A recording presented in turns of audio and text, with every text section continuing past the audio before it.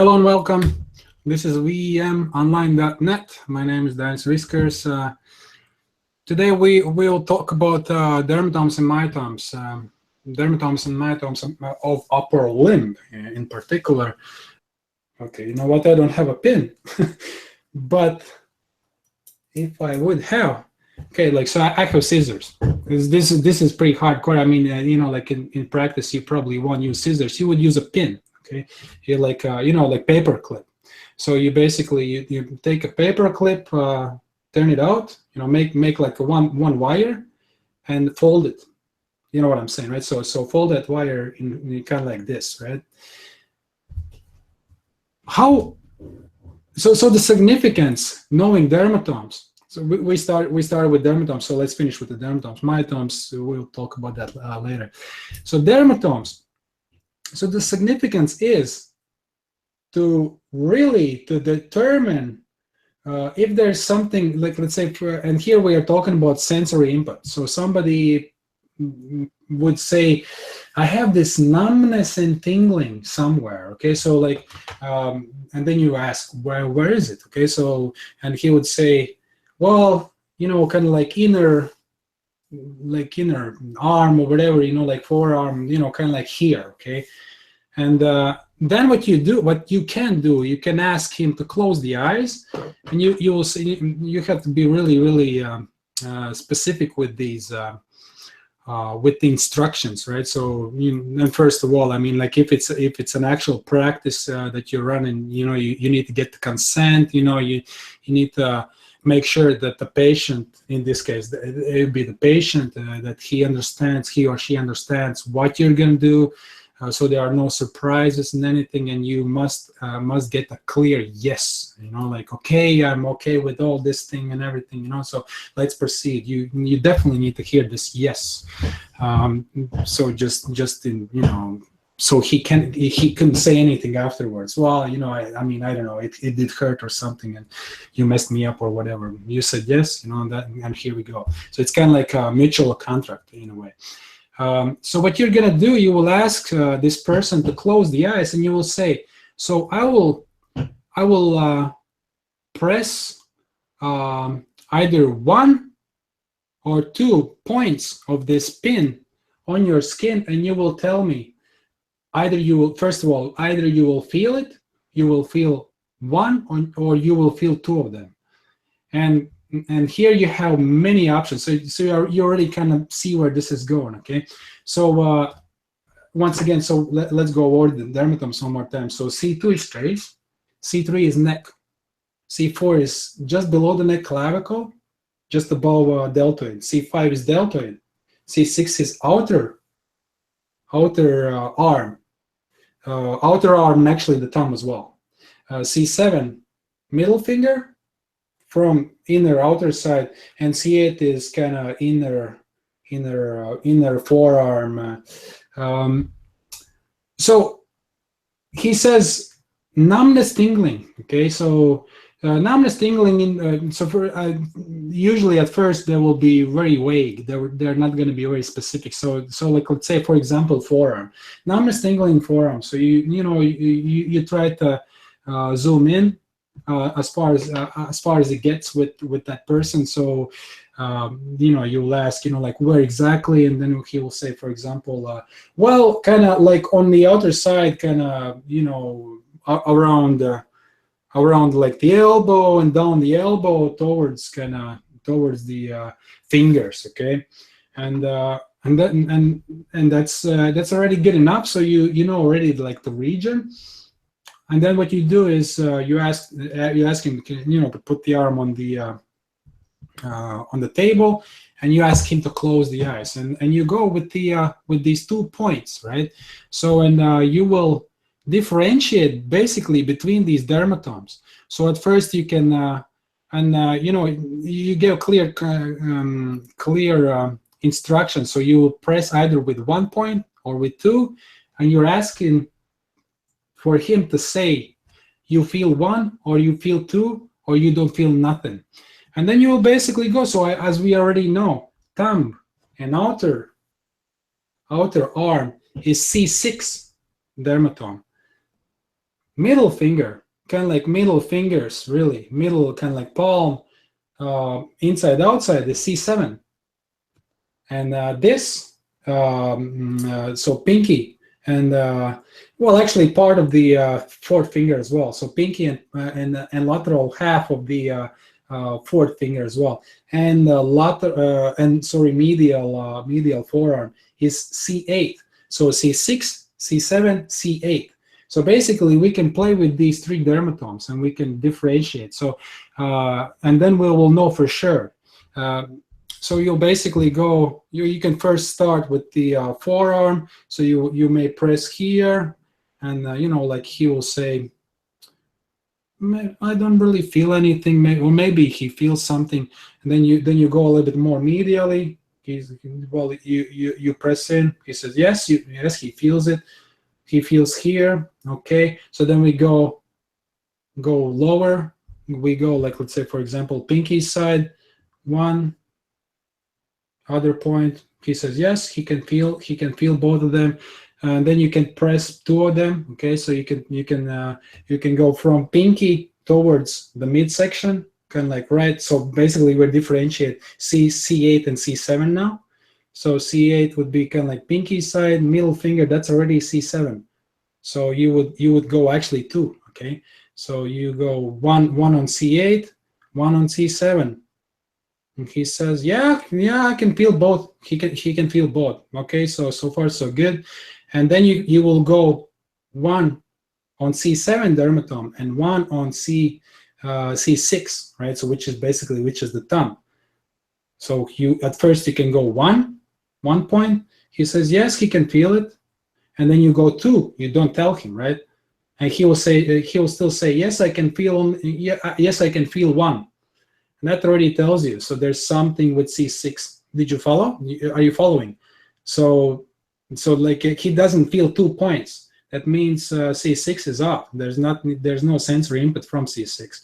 And then you can basically start poking around C6. So and if he doesn't feel anything in like in this kind of path of the C6 dermatome, which is the thumb and outer forearm. Then obviously it is nerve compression at the roots, this basically what this tells you is that this is not, first of all, it's not a local thing. It's not a local lesion. It's not a local problem. It's a problem at the nerve roots, like where the nerves start.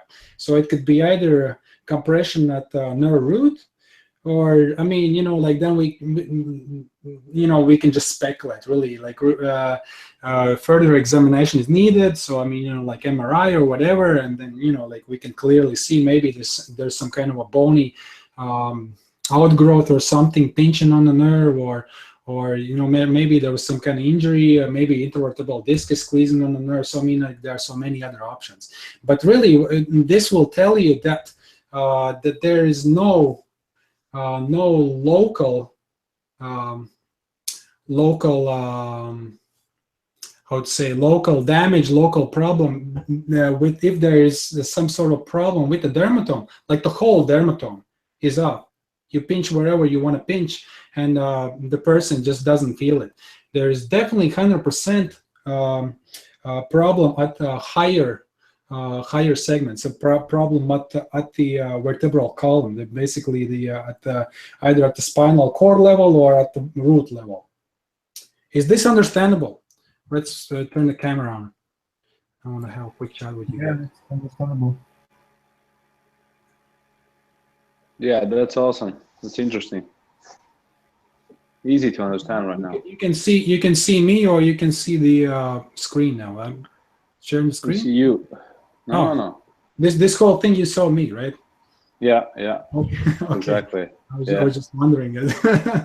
Okay, so that's dermatomes. So how about that? I want to hear something from Uldis. What do you think? Is this does this information seem somehow at least in some like distant, Yeah, you know. yeah, it's easy to understand, and I noticed this kind of a problems already in my practice, when people saying about numbness in some fingers and so on. So some kind of a region, and then usually there's suggestion to check further, to go to specialist, to see, to check, to make MR or something. Okay, let's think a little bit further now. Okay, so we talked about all this like dermatome, like we basically I just gave you a basic idea about what the dermatome is. Yeah. So let's try to expand on this. Okay, so for example, this is very typical. Inner hand, so like pinky gets a little numb. A lot of weightlifters, a lot of people with upper crust syndrome will have that problem, but that doesn't necessarily mean that there's problem with the cervical nerves, that there is a problem at the nerve root level. How would you distinguish between this? How would you make sure that it's so like, okay, so you're spinning your gears, so you're thinking, okay, so it could be either nerve root problem, compression at nerve root level, or it could be compression or some kind of lesion in lower regions. How would you distinguish between these things? What do you think? I mean, just like try to think, any thought is good. Anything is good. I think I should check whether the numbness is in the whole region of the dermatome or just in the pinky, or maybe also higher in the arm in the same C8 region. So that's basically it. So it's all about the if the sensory input, if there's no sensory input, you can say for sure that like the problem is at higher level. So like the problem is at nerve roots. So like if you're and especially if you will do like the testing between adjacent dermatomes. So like let's say where C8 meets C7 or C7 meets C6, right? So you put one pin on one dermatome, other pin on the other, and you go the whole length of both of these dermatomes where they overlap, basically where they meet. If there is no sensory input, the whole patch, then it's for sure that it's lesion is higher up. Lesion is at nerve roots. If there's numbness, tingling, okay, but there is sensory input, so like you can feel all these pins. This it's there's no the problem is not there. Problem is not at nerve root level. Most likely, okay, we're just speculating, but most likely it's not. Okay, and then it could be usually. I mean, my second guess would be that it probably would be mechanical compression lower, right? So either muscles compress the nerve, so it could be scale. Once again, what I talked about this so many times, right? So at least all this should remember some of them. So what are the most common compression spots, compression areas where brachial plexus could be compressed? Do you remember them? Edgar, do you know these guys or all this? Can you remember them? There are four. Yeah, so there are four major compression sites where brachial plexus can be compressed, and that's already we are already further down. Like we are already not at the nerve root level. We are already branching out, right? So it's already brachial plexus. Which are those structures that could potentially compress brachial plexus? Yeah, there's those muscles on the neck, would come here. I don't remember the names, but yes. Actually, so that's one. That's very good. So that's scalene muscles, right? Scaling, yeah, scaling. Scalene muscles. Scalene muscles. They are. It's a group. It's actually a group of four muscles. Really, in anatomy, we talk only about three of them: anterior scalene muscle, middle scalene muscle, and posterior scalene muscle. And then there's scalenus minimus, which is just like a small, like a separate muscle fiber bundle. Sometimes we don't even separate it. It's really it's all about anterior, middle, posterior scalene muscles. Scaling, first of all, like let's go back to the origin of like what does the name say? What is scaling? In Latin, scaling means a ladder, like a step ladder, you climb up the ladder. That's what scaling is. Scalenius is a step ladder, and when you look at the muscle, it sort of represents a ladder because there are going to be these muscle branches attaching to, it literally goes kind of like this, like one muscle fiber bundle, then one is lower, one is lower, one is lower, and then as a whole, like it's going to be one this, like let's say for example scalenius anterior, and then scalenius middle scaling, same thing, right? So it's going to be like these.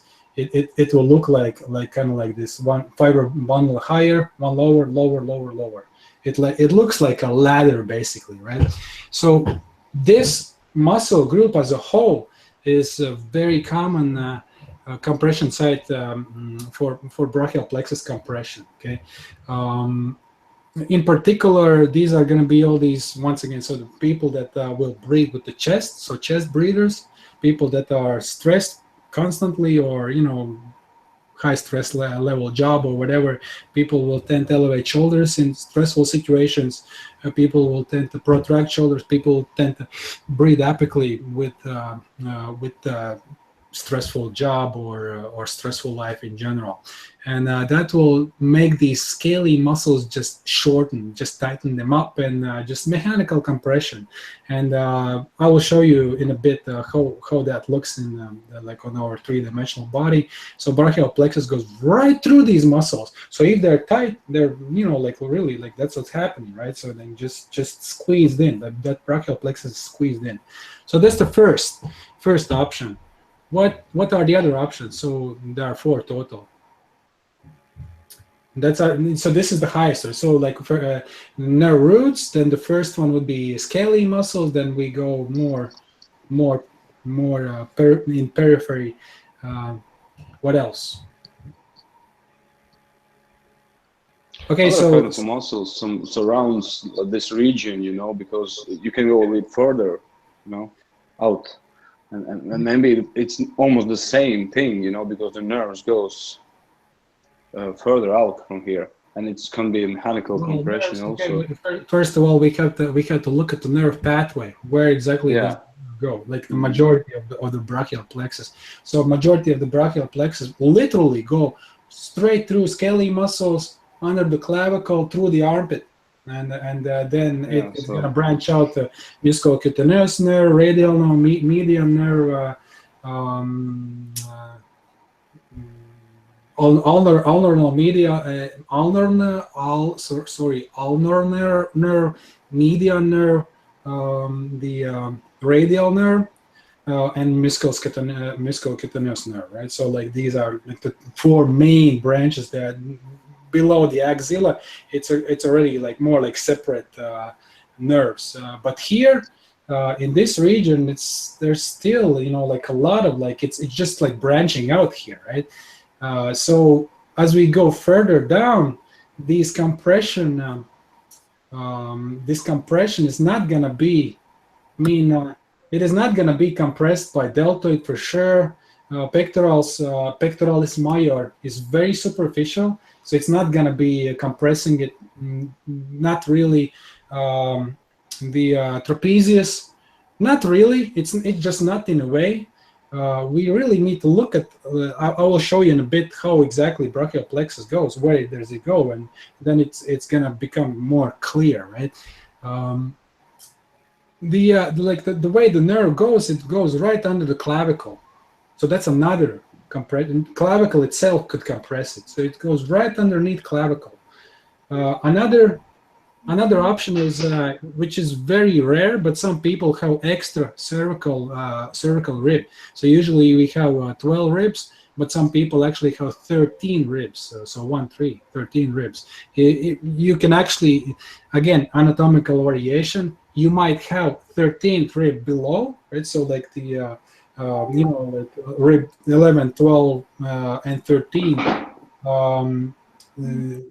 If that's the case, not a problem. But if there's an extra rib in your neck region, there's just not enough space for everything, right? So like that extra rib is going to occupy space that is usually occupied by other structures, and it's just there's not enough space for everything to slide and glide properly with ease, and that might compress nerves as well. And another, which is just recently we talked about that, so I was hoping maybe you would remember that. Pectoralis minor lies right under, right underneath pectoralis major, and right underneath the pectoralis minor, we have brachial plexus. It's already quite peripheral, right? So this is we are already quite a ways down, but that's basically just like kind of like the last possible option where it may be compressed. As it goes through axilla, it's then it would be usually some kind of like injury related, something which is quite obvious, like motor vehicle accident or some kind of sports trauma, sports injury, or whatever that might be. And then it's quite possible you see like a cut or something, you would know the region, and it's quite obvious, there was a big cut, so like nerve is either compressed or maybe cut, maybe severed right there, and like there's no mystery about it. But here this is where our own bodily structures may just physically compress it, and that's already like we are further down, like we already passed the nerve roots. So once again, let's go back to dermatomes. Okay, so if there is no sensory input along the whole dermatome, most likely the lesion, like some kind of a problem, is at nerve root level. If that person feels like those like pin pricks, it's most likely, once again, I use this word for a reason. I say most likely, okay? It's not for sure, but most likely it's not problem at nerve root level. It's most likely problem further down somewhere, and again, there are still many options, okay? So we can just speculate that.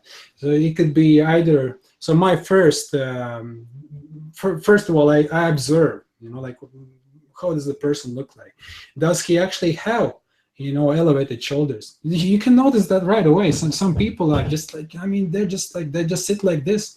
So if I see somebody like that, right away, my first guess is scalene muscles. I don't even have to investigate any further, and then I would actually, I already have tools for that. As in my practice, I would look for trigger points. If there's a trigger point peripheral, that's it. So there's no mystery about that. If I see like a normal person, lowered shoulders, like shoulders back. That's already, like probably not scalene muscles. It could be probably something different, then I would think maybe clavicle, like maybe then we would see, we would take a look at some other structures, maybe pectoralis minor. If I see like, built body, like big pectorals, right? So maybe that's the case, right? And then, again, it's all, if there is any sort of compression in the neck region, in upper chest region, it's all about, freeing up that space, because essentially what happened is there is not enough space for these structures to pass through freely. So there's not, because everything moves, like it's not that your nerves and your blood vessels, they are stuck, like they're just, like that's where it goes, and everything moves. It's like your blood vessels slide and glide, like everything is suspended in fascia. Nerves slide and glide. It is so-called nerve flossing. There's another, I'm sort of derailing a little bit, but there's one of the therapies is so-called nerve flossing. Maybe I'll talk about that another time. It's just like I'm derailing again. But you just know that there is this slide and glide between structures. So if that sliding and gliding is impaired, and usually for some kind of a compression syndrome in your upper chest and your neck region, it's going to be associated with some kind of a movement. Like normally you don't really, like, let's say, for example, I'm just speculating again. Normally you wouldn't really feel that numbness, tingling, in your pinky, but as soon as you kind of put your arm kind of like in this position, you feel it right away, So it's usually associated, or let's say in supination or in pronation, and then again, you start to think, there are again like some other tests how we will determine. I'm not gonna go into details, but just know that that usually these compressions are usually associated with some kind of specific position, and if that's the case, there are some other things to do, some other tests and everything. I can't cover everything right now. This is really sort of like introduction about what the dermatome really is, like the starting point. Turn your mics on again. Just a quick discussion about maybe there's a question, maybe anything at all.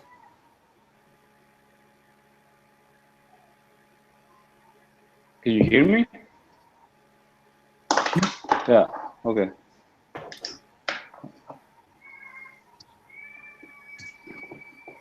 So no, I have a question, which okay. But it's not about this one because okay. I have to go.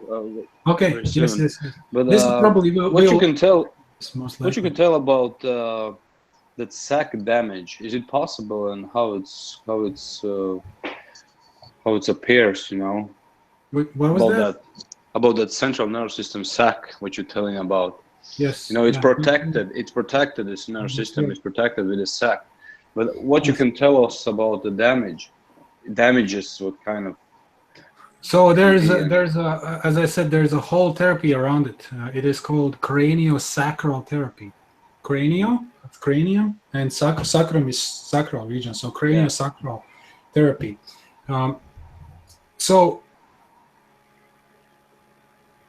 I said that there are three rhythms in our body. So there's breathing, there's heartbeat, and then there's cerebrospinal fluid secretion and absorption rhythm. And it's usually around 3 to 4 seconds.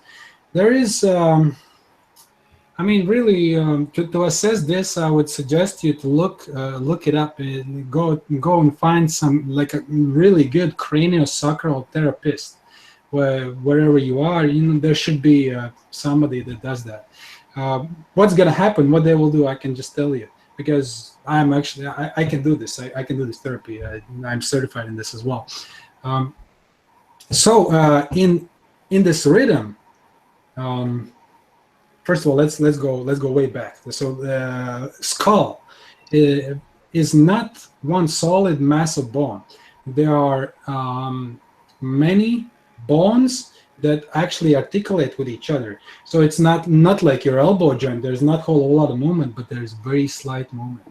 So these are so-called sutures, right? So it's like like how you like put two cloths together and you sew them together. That's really what that is. It's like a suture, right? But there is a really slight movement between these bones.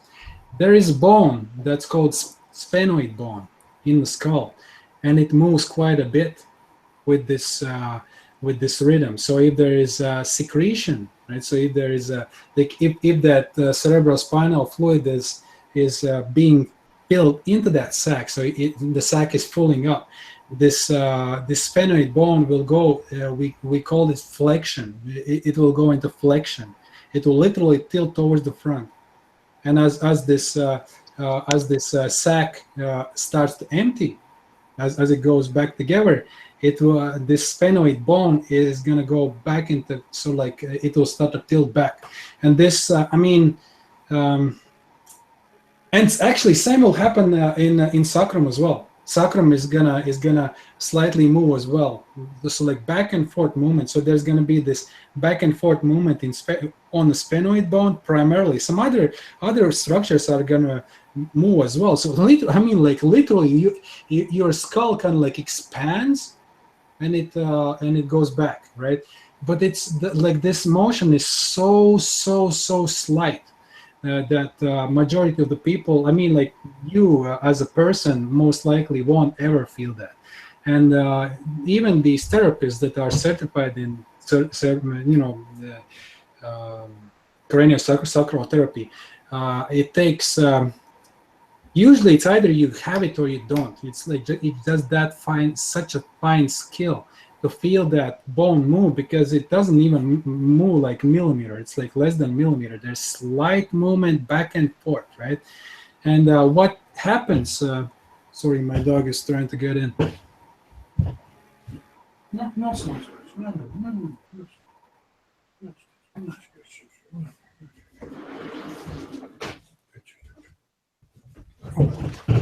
So this, as this process is happening, so there's going to be this, primarily there's going to be this movement in sphenoid, back and forth tilting, so tilting towards the front, tilting towards the back, for some reason. Okay, so it could be either injury, or this is very typical after car accidents. It's usually this cerebral spinal fluid secretion and absorption is usually off. So it's and usually literally what happens here, your one side kind of like literally, I mean, I'm not even joking, and this is no like science fiction or anything, but literally it's kind of like your one half of the skull expands and the other doesn't expand as much. And it, like literally, like I'm exaggerating, but that's some, or like just the opposite, right? So like other side expands a little bit more, like for example, right side expands more, left side doesn't expand as much, and we still go through this rhythm. It fills up and, and it drains, it fills up and it drains, and you go back and forth through this rhythm. Like once again, I said that it's usually going to be 3 to 4 seconds, somewhere in that range, actually 2 to 4 seconds.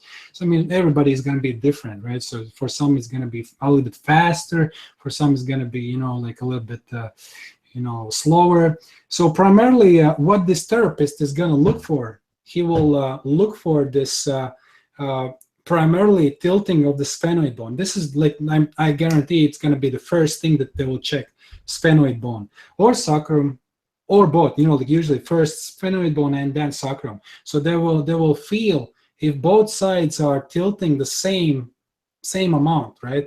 And if one side is off, so like let's say one side goes into that flexion and back in this, or maybe one side is going into exaggerated flexion and like extension. The other side is just moving slightly. So that rhythm, like there's some kind of something's off, and it could be either, as I said, either after injury, motor vehicle accidents, very typical, right? So there was this like a huge, like impact, like your whole body just went, side to side, your brain was shaking, whatever, like very violent, like very violent event, usually this inner damage, what happened inside, like the skull, this damage to fascia, like this fascial tearing, we don't really see, okay? And even we go, like we look in, MRI, it doesn't usually show anything. But with nerve system in general, really just the slightest pressure, just the slightest restriction is enough for some kind of you know, some kind of weird sensations, or some kind of, you know, like something's off, or, you know, like we were talking about, like, you know, this numbness, tingling, or, you know, some kind of maybe hot flash or something, you know, like, you know, hot sensation or cold sensation. There can be any of this stuff, and just the slightest this fascial restriction around this sac that surrounds your brain and your spinal cord is enough. So I'm just giving you an example. So if there is quite a bit of movement, I'm just, again, you know, this is just a wild example. So this is my right side. There is quite a bit of movement on the right side. There's not a whole lot of movement in the left side. So there is some kind of fascial restriction around that, like these bony structures inside the skull, you know, wherever that might be. But there is, you know, like there was fascial tearing, you know, so like there was yank on that fascia, and after that, after every injury, there is new tissue growth, and you just can't, you know, you just can't go around it. It's just like, it's a physiological response, physiological normal thing that your body does.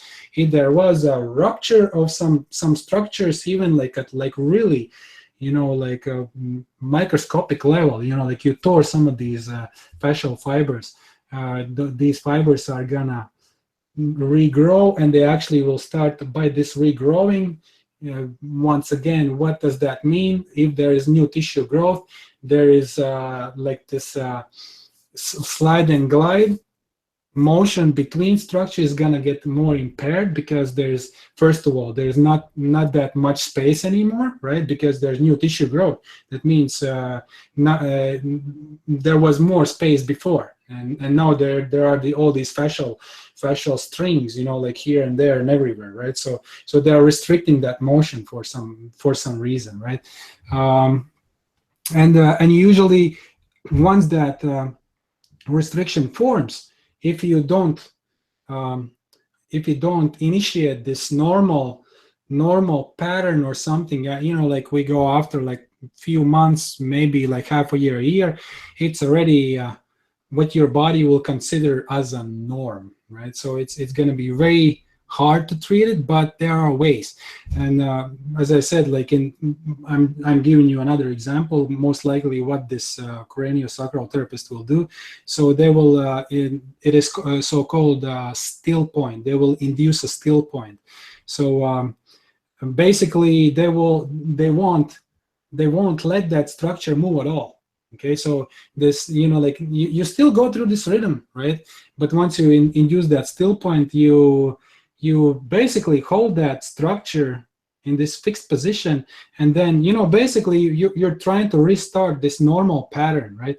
Or they will try to only hold this one side, and which is going to be such a slight pressure. You would think that, you know, there's nothing going on there, you know, like this guy, it's, you know, he's doing something weird there, you know.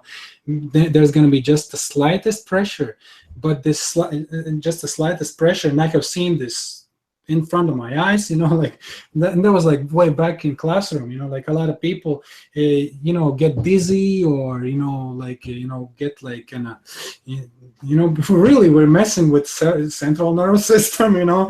It's so there are, you know, like if you do, even if you do it the correct way, okay, you may experience some, you know, unpleasant stuff, right? So it may trigger some, you know, like a reflex, you know, like maybe even vomiting, or maybe, you know, like you will like feel kind of weird, or like agitated, or, you know, like maybe, you know, I don't know, like you will feel like some, you know, something may happen, I'm just saying, you know. So it's just something to be ready for if you're going through this kind of therapy. So I mean, I don't know, like again, it was quite an answer. It's like, was that sort of more or less understandable? You can turn your mic on. Yeah, This is pretty much where we'll stop anyways. This is the last. We'll talk about myotomes next time.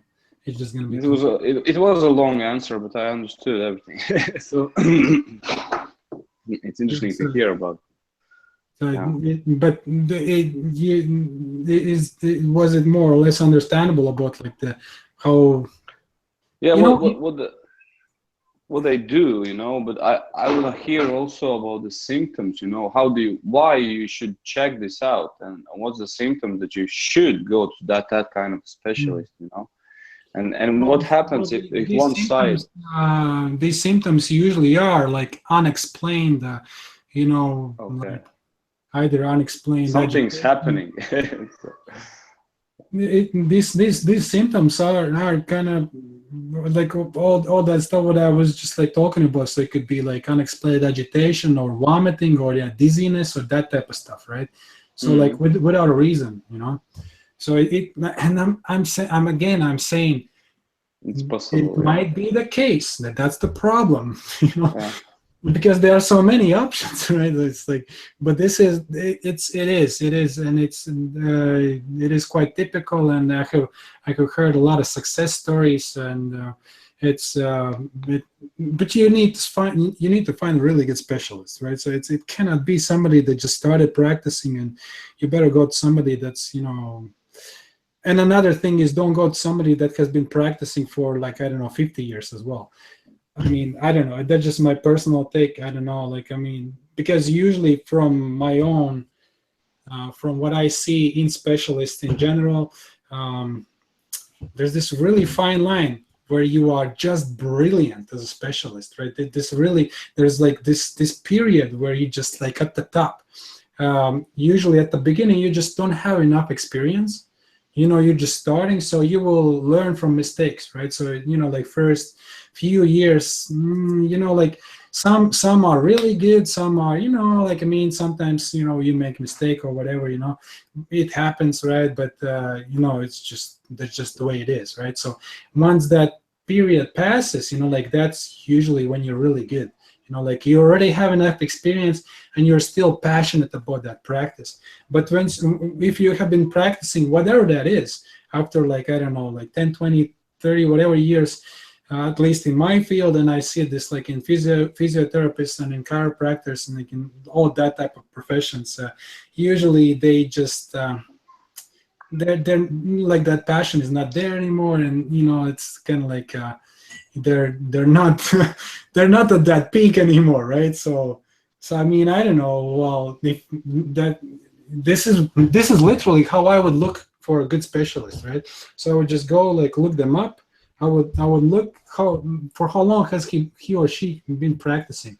Maybe, you know, read some reviews or whatever, and if it's just like, you know, like one year, you know, 2 years, 1 year probably not, 2 maybe okay.